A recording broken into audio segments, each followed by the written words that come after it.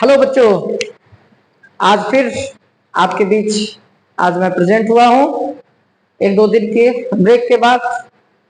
मुझे उम्मीद है मैंने जो 2 दिन पहले आपको conversion of unit of length पढ़ाया था उसके वीडियो को आप देखे होंगे, उससे आप अभ्यास किए होंगे। मुझे पूरी उम्मीद है आपको समझ में आया होगा।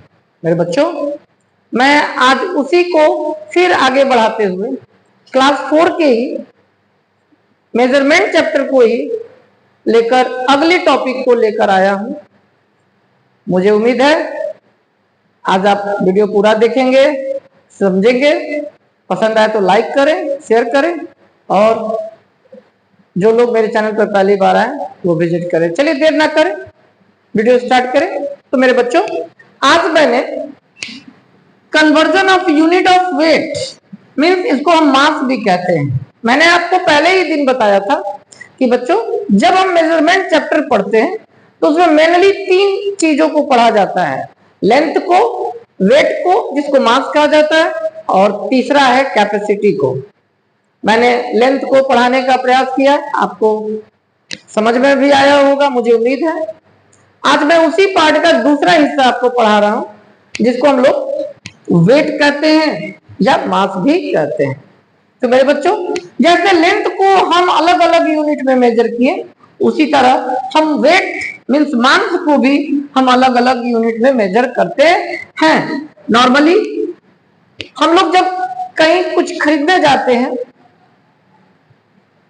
तो मुख्य तौर पे हम 3 चीजों का यूज करते हैं। किलोग्राम का करते हैं, ग्राम का करते हैं और मिलीग्राम का करते हैं। जैसे दवा खाते हैं तो मिलीग्राम में, कुछ दवा ऐसे होते हैं जो ग्राम में भी होते हैं, कुछ ऐसी महंगी चीजें होती हैं वो ग्राम में खरीदी जाती है। जैसे सोना, ये कीमती धातु है तो ग्राम में खरीदा जाता है। और नॉर्मल सस्ता हो, पेट भरने वाला चीज हो, जैसे आलू, चीनी, ये सब चीजें जो हमारे भोजन के तौर पे इस्तेमाल होती है, चावल, दाल, इन चीजों को हम किलोग्राम में मेजर करते हैं। लेकिन मेरे बच्चों, इसके अलावे भी मास के, वेट के और यूनिट होते हैं जिसको मैंने बोर्ड पे मेंशन किया है। तो किलोग्राम, हेक्टोग्राम, डेकाग्राम, ग्राम, डेसीग्राम, सेंटीग्राम, मिलीग्राम। अब किलोग्राम हेक्टोग्राम से बड़ा, हेक्टोग्राम डेकाग्राम से बड़ा, डेकाग्राम ग्राम से बड़ा, ग्राम डेसीग्राम से, डेसीग्राम सेंटीग्राम से, सेंटीग्राम मिलीग्राम से। बच्चों, जब आप एक ट्रैक को समझ गए तो मुझे पूरी उम्मीद है कि आप इस ट्रैक को समझने में देर ना करेंगे। तो मैंने आपको उस दिन बताया कि जब हम बिगर यूनिट से स्मॉलर यूनिट में जाते हैं तो मल्टीप्लाई 10 करते हैं 1 जंपिंग के लिए। फिर हम यहां से जब यहां आएंगे तो मल्टीप्लाई करेंगे 10 से, यहां से यहां आएंगे मल्टीप्लाई करेंगे 10 से, यहां आएंगे मल्टीप्लाई करेंगे 10 से, यहां से यहां आएंगे मल्टीप्लाई करेंगे 10 से, और यहां से यहां आएंगे मल्टीप्लाई करेंगे 10 से। फिर उसी तरह जब हम स्मॉलर यूनिट से बिगर यूनिट की तरफ आते हैं तो डिवाइड करते हैं 10 से, डिवाइड करेंगे 10 से, डिवाइड करेंगे 10 से, डिवाइड करेंगे 10 से, डिवाइड करेंगे 10 से और डिवाइड करेंगे 10 से। मेरे बच्चों, मुझे पूरी उम्मीद है लेंथ अगर समझ में आया होगा तो वेट को समझने में, मास को समझने में वापस ज्यादा मेहनत करने की आवश्यकता नहीं है। बस ये ट्रैक याद रखें कि बिगर से स्मॉलर में जाते हैं मल्टीप्लाई करते हैं, और स्मॉलर से बिगर में जाते हैं तो डिवाइड करते हैं। अब इसको स्केल पे अगर बैठाने की बात हो, अगर कोई आपसे पूछे 1 kilogram is equal to how many hectogram, तो किलोग्राम से ग्राम में गए तो बिगर से स्मॉलर में गए, जंपिंग लगाए 1, तो 1 जंपिंग के लिए 10 मीन्स 1 किलोग्राम में 10 हेक्टोग्राम होगा। अगर मैं कहूं कि 1 किलोग्राम में हाउ मेनी डेकाग्राम, तो फिर किलोग्राम से हेक्टोग्राम, हेक्टोग्राम से डेकाग्राम, 2 जंपिंग हुआ तो 100 डेकाग्राम। अगर मैं कहूं कि 1 kilogram is equal to how many gram, तो जंपिंग लगाना पड़ेगा 1 2 3 1000 ग्राम। अगर मैं कहूं कि 1 kilogram is equal to how many decigram, तो डेसीग्राम के लिए 1 2 3 4 मीन्स 10,000 डेसीग्राम। मैं कहूं कि 1 kilogram is equal to how many centigram, तो जंपिंग 1 2 3 4 5 1 2 3 4 5। मैं कहूं 1 kilogram is equal to how many milligram, तो जंपिंग कितने बार लगाना है 1 2 3 4 5 6 मीन्स 1 2 3 4 5 6। मेरे बच्चों इस तरीके से हम किलोग्राम का रिलेशन बाकी यूनिट के साथ कर सकते हैं, हेक्टोग्राम को बाकी से कर सकते हैं, डेकाग्राम को बाकी यूनिट से कर सकते हैं, ग्राम को बाकी से कर सकते हैं, डेसीग्राम को बाकी से कर सकते हैं, सेंटीग्राम को मिलीग्राम से हम रिलेट कर सकते हैं। मैंने लेंथ को समझाने का प्रयास किया था, अगर आप उसी ट्रैक को पकड़ेंगे तो शायद आपको समझ में आएगा।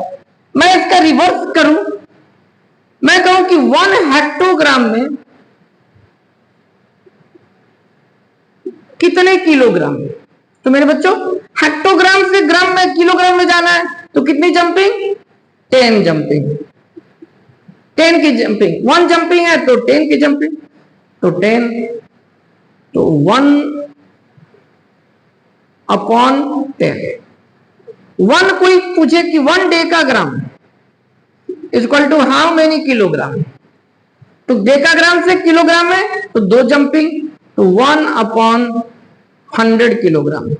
कोई पूछे कि 1 डेकाग्राम इज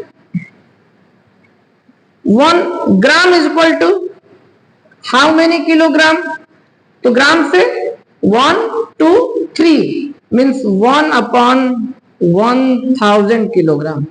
कोई कहे decigram is equal to how many kilogram, तो 1 अपॉन डेसीग्राम से जंपिंग 1 2 3 4 1 2 3 4।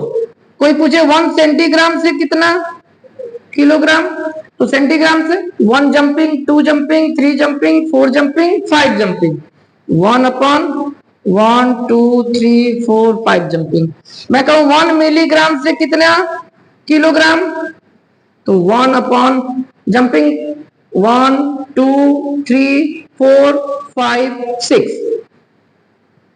1 2 3 4 5 6। मेरे बच्चों मैं ये 2 चीजों को पढ़ाया आपको, मुझे उम्मीद है आप बाकी चीजों में भी रिलेट करने आ जाएगा। आप मेहनत से एक बार वीडियो को 2 बार वीडियो को देखें, मुझे पूरी उम्मीद है आपको समझ में आएगा। अब मैं 1-2 एग्जांपल से आपको आगे समझाने का प्रयास करता हूं कन्वर्जन को। जस्ट लाइक कोई आकर आपसे कहे 5 kilogram is equal to how many gram, तो मेरे बच्चों आपको यूनिट जानना होगा। 1 kilogram is equal to 1000 gram. Look here, देखें यहां पे 1 kilogram is equal to 1000 gram, तो फिर कितना किलोग्राम दिया, therefore 5 kilogram is equal to 5 into 1000 is equal to 5000 gram. मेरे बच्चों इस तरीके से एक और मैं एग्जांपल आपको दे रहा हूं। 9 kg 25 gram is equal to how many gram, तो मेरे बच्चों जब हम इसको कन्वर्ट करने जाते हैं जिसमें किलोग्राम और ग्राम दोनों देता है, तो किलोग्राम को ग्राम में बदलने के लिए उसमें 1000 से मल्टीप्लाई करते हैं और जो ग्राम में ऑलरेडी है उसको हम जोड़ देते हैं, तो ये हो जाएगा 9000 प्लस 25 ग्राम। अब इसको जोड़ेंगे हम तो 9025 ग्राम। मेरे बच्चों इस तरीके से आप अपने बुक में देखिएगा, मेजरमेंट चैप्टर है जिसमें आपको बहुत सारे क्वेश्चन दिए गए हैं। आप पहले वीडियो से चीजों को समझें, उसके बाद बुक से एक्सरसाइज निकालकर सारे एक्सरसाइज के क्वेश्चन बनाने का प्रयास करें। मुझे पूरी उम्मीद है आपको जरूर समझ में आएगा, आप जरूर सफल होंगे। मैं फिर कल आपको नेक्स्ट टॉपिक समझाने का प्रयास करूंगा। तब तक के लिए। धन्यवाद। शुभ रात्रि।